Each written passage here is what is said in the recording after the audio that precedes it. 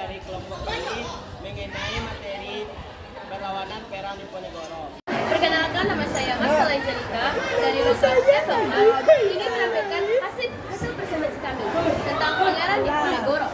Pangeran Diponegoro ini adalah salah satu perang besar yang melawan pemerintah Belanda di Pulau Jawa. Perang ini dipimpin oleh Pangeran Diponegoro, salah satu seorang bangsawan Jawa dari Kesultanan Yogyakarta. Perang ini berlangsung selama 5 tahun dan dijuluki dengan Perang Jawa. Nah, kita masuk kembali dengan latar belakangnya. Perang ini dipicu oleh beberapa faktor, diantaranya pemerintah Belanda ini memperlakukan pajak untuk memberatkan masyarakat di Pulau Jawa, serta memperkenalkan sistem sewa tanah untuk merugikan masyarakat di Jawa, terutama kaum petani. Lalu masyarakat Belanda ini juga membangun jalan menuju makam tanah Luhur Ponegoro. Hal itu dianggap sebagai penghinaan besar terhadap adat dan kepercayaan masyarakat setempat. Fiona Gita Putri akan melanjutkan penjelasan dari Marcella. Dukungan Diponegoro datang dengan cepat. Rakyat yang telah menderita karena kebijakan pajak yang tinggi dan penindasan dari pasukan kolonial yang segera bergabung dengan pasukannya. Para petani, santri, dan para ulama ikut bergabung di Diponegoro. Mereka memilih taktik perang gerilya, yaitu dengan melakukan serangan terhadap pos-pos kecil Belanda yang terdapat di daerah pegunungan dan juga desa-desa terpencil. Mereka memanfaatkan pengetahuan mereka mengenai tempat yang sulit untuk ditempuh oleh pasukan Belanda. Selama beberapa tahun, pasukan Diponegoro berhasil menguasai sejumlah wilayah di Jawa Tengah dan Yogyakarta, termasuk di Magelang. Mereka masih kerap melakukan serangan cepat terhadap pos-pos Belanda hingga membuat Belanda kewalahan dan kerepotan dan banyak kalah di medan perang. Hingga pada tahun 1827, Belanda mulai mengubah strateginya, yaitu menjadi strategi benteng Stelsel, yaitu dengan membangun serangkaian benteng kecil yang tersebar di banyak wilayah untuk memotong jalur logistik pasukan Diponegoro. Seiring berjalannya waktu, taktik ini berhasil mempersempit gerakan pasukan Diponegoro. Selain itu, Belanda juga melakukan taktik, yaitu dengan menarik para bangsawan lokal untuk memecah kekuatan pasukan Diponegoro.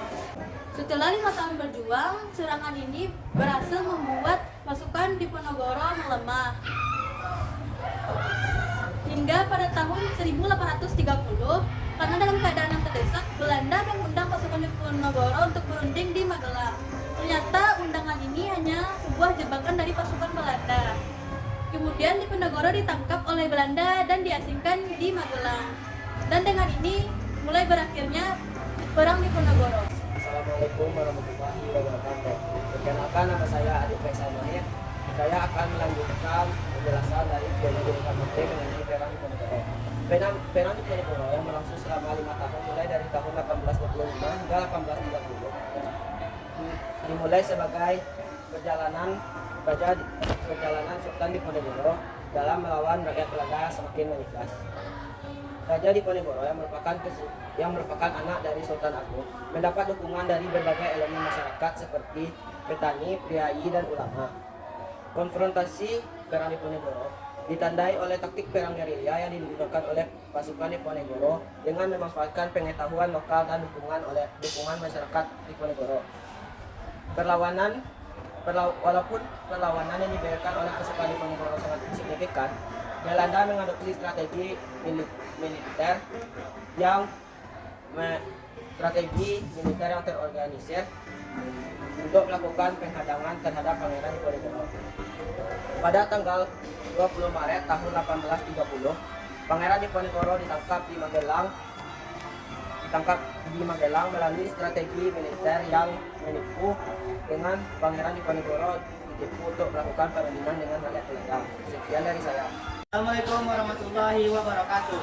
Saya Radian Fikriyatri akan melanjutkan presentasi dari Adep tentang Pangeran Diponegoro. Setelah penangkapan, Pangeran Diponegoro diasingkan dari Manado sampai ke Makassar. Ia menghabiskan sisa hidupnya dan wafat hingga pada tahun 1855. Meskipun perang berakhir, dampaknya sangat besar.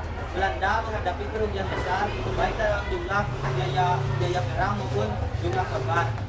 Hal ini juga menyadarkan bangsa Indonesia tentang arti pentingnya kesatuan dan dalam memperjuangkan kemerdekaan.